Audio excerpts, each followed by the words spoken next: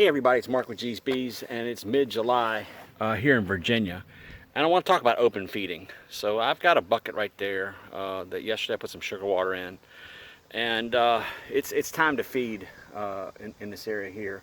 But I just want you guys to see something. There's the bucket, and there's the hives. Well, I got 1.5 out there. But I also put a top feeder in that hive too, so the bees don't have to go anywhere, no chance of robbing. Not many bees up here anyway. So I'm sitting right here watching these bees. Eventually I'm gonna try to get a little closer and let you guys see, but not right this second. But I'm sitting here watching, and the bees that are eating or feeding from this bucket are flying up that way. So I've just got a strange feeling that I'm feeding somebody else's bees, or wild bees, or whatever like this. But it's really interesting. It's kind of overcast, but you can, if you're sitting here, you can see them fly up and over those trees right there. So I'm not sure what's going on.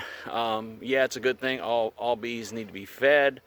I'm just not sure that I want to feed everybody else's bees. So this is an easy way to do it. You just make sure at this time I'm feeding 1-to-1 because in those hives I need them to draw out some more comb.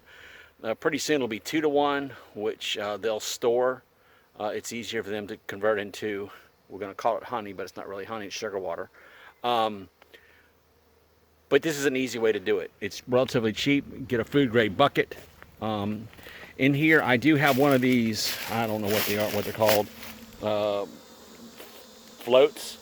I'm going to stick this camera in here and hopefully I don't drop it and run.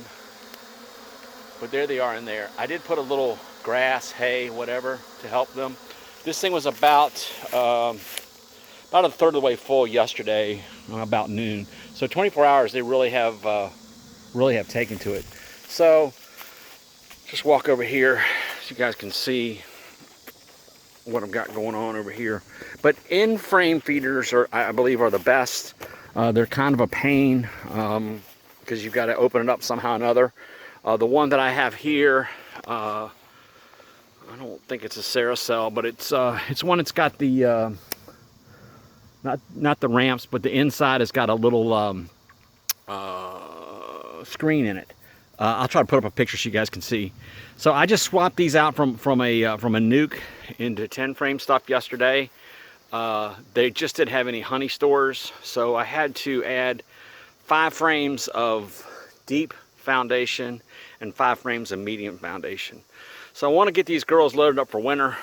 They just really haven't taken off. I'm not sure about the queen yet, so I figured I'd put them over here and give her a couple weeks, see what's going on. I may have to re-queen her. This one over here has no queen.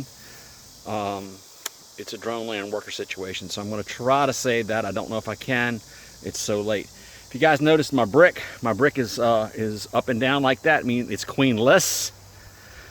My brick over here is green facing forward. That's my little symbol to say, hey, everything is good. We shouldn't have any problems. If I turn around and put red out front, red's a problem. Doesn't necessarily mean what type of problem. So anyway, open feeding, like you said, there it is right there. Frame feeding. Open feeding is easier, but you feed everybody else's bees and hornets and wasp and maybe small critters. So